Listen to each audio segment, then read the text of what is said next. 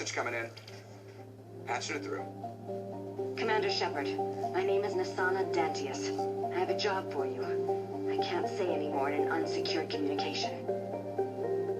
If you're interested in hearing my offer, meet me on the Citadel so we can talk in person. I'll be waiting in the Diplomat's Lounge on the Presidium.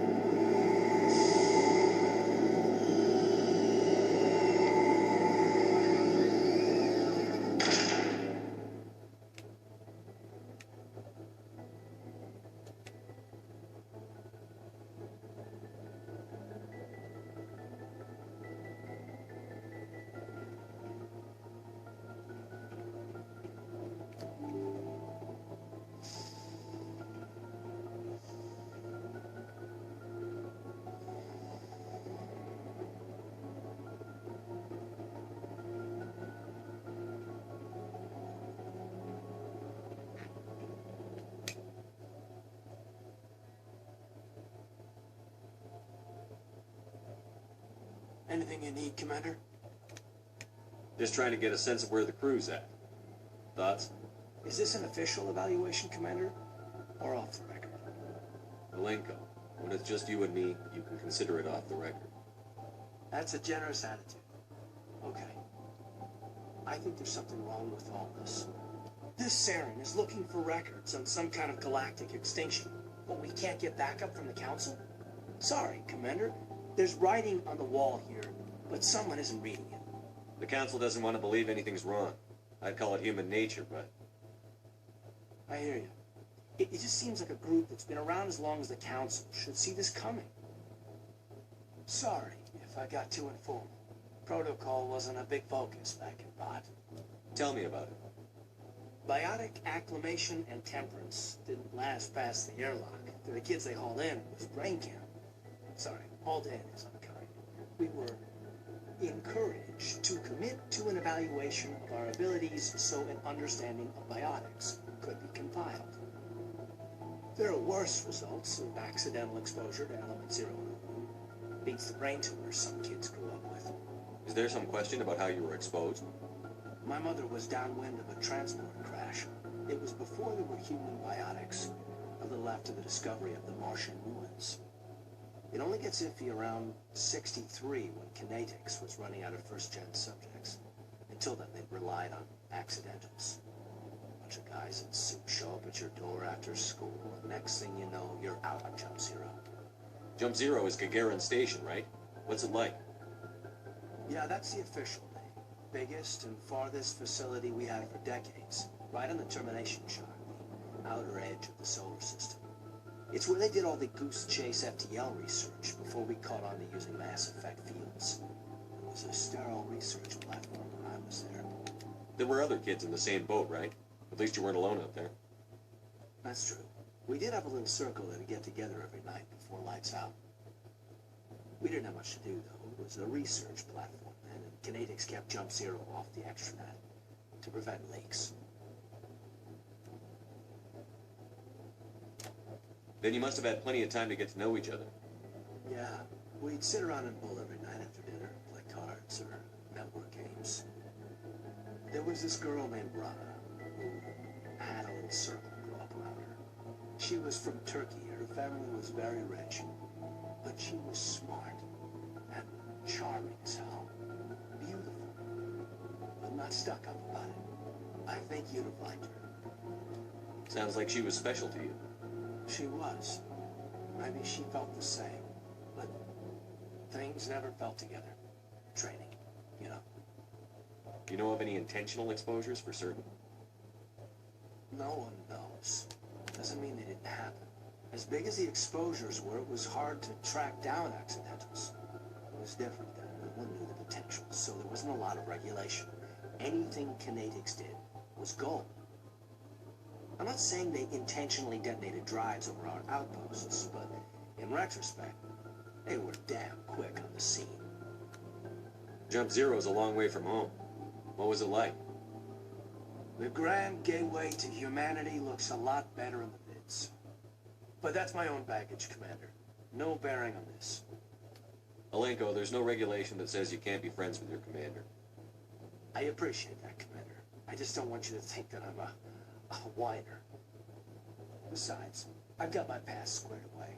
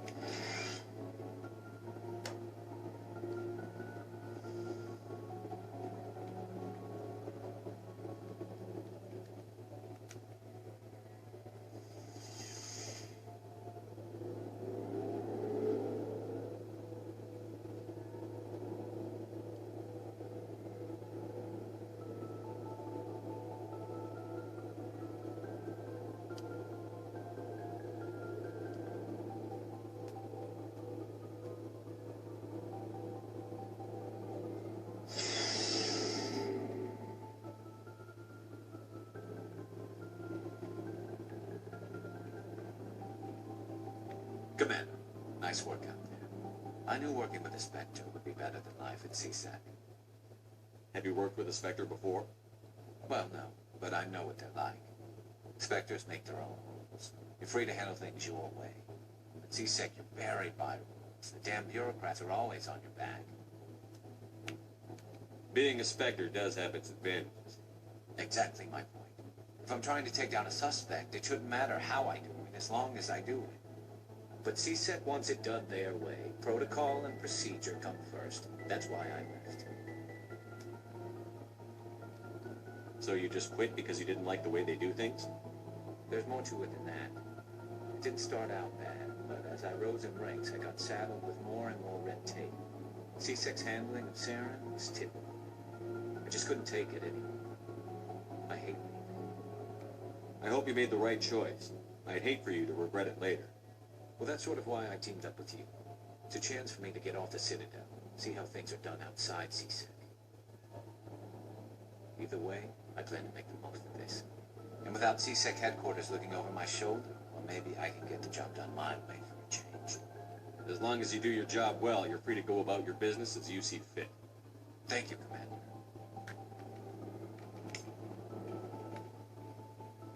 Hey, Commander. Looking for some extra supplies before you head out? What have you got? Whatever you want. Armor, weapons, mods. It's not standard Alliance issue, but that's not necessarily a bad thing. Well, as long as you don't mind paying for it. Why should I pay you for my weapons and armor? My stuff doesn't come from the Alliance. I have to purchase it myself, and it's not cheap. Hell, the licenses alone have set me back more than I'd like. But no licenses, no goods. Without the goods, I'm out of a job. Not right now, thanks. No problem. Keep checking back. Shepard, what can I do for you? What's your story, Rex? There's no story. Go ask the Quarian if you want stories. So long, Rex. Shepard.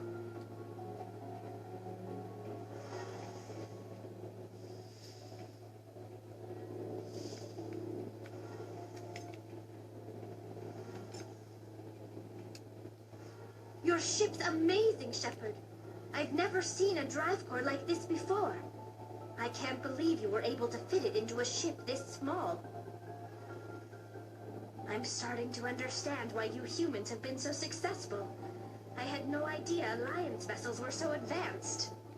The Normandy's a prototype. Cutting-edge technology. A month ago, I was patching a makeshift fuel line into a converted tug ship in the flotilla. Now, I'm sitting on board one of the most advanced vessels in Citadel space. I have to thank you again for bringing me along.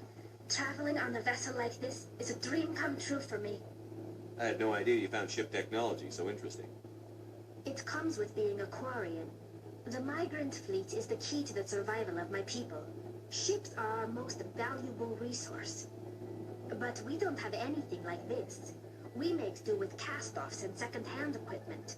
We just try to keep them running for as long as we can. Some of the fleet's larger vessels date all the way back to our original flight from the get. I can't believe your fleet's still using ships that are 3 centuries old. They're constantly being repaired, modified, and refitted. They aren't pretty, but they work. Mostly. We've tried to make ourselves as independent as possible on the flotilla. Grow our own food, mine, and process our own fuel. But some things we just can't make on our own. A patch to maintain the hull integrity requires raw materials we just don't have. That's why our pilgrimages are so important. Tell me about your people. Our lives aren't easy. Resources are scarce, and we are constantly on the move. Everything we do must in some way contribute to the continuation of the migrant fleet. There are 17 million Quarians in the flotilla, and each of us relies on the others for survival. The bonds among my people are strong. Unfortunately, we have had to surrender many of the freedoms and civil liberties other species take for granted. What kind of freedoms? Well, it's illegal for parents to have more than one child. If our population grows too much, it would strain our resources to their breaking point. Of course, we also can't allow our numbers to become too few. If our population is in decline, the rule against single births is temporarily repealed. In extreme cases of population decline, incentives are even offered to encourage multiple births, though the Conclave hasn't had to take such measures in nearly a century. That's your government. The Conclave is our civilian branch of government. Each ship can elect a representative to serve on the Conclave and make decisions that affect the fleet as a whole. On matters that affect an individual ship, however, the captain has the final say. It's a tradition that dates back to the early days, when the fleet was governed by martial law. Fortunately, most captains nowadays are smart enough to have an elected council from their crew to give them advice and guidance.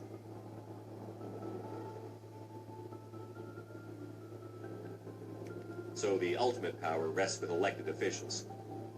In practice, the Conclave and the respective council for each ship tend to set the rules that govern our daily lives. But in theory, we are still under military jurisdiction. The 5 top-ranking military officials in the fleet serve on the Admiralty Board. These 5 have the power to overrule any decision by the Conclave in case of emergency. To do so requires unanimous agreement among the Admiralty, and they can only do this once. After that, the entire board must resign their posts. It's a safeguard that served us well. In nearly 3 centuries, the Admiralty Board has only overruled the Conclave 4 times. I should go. See you later.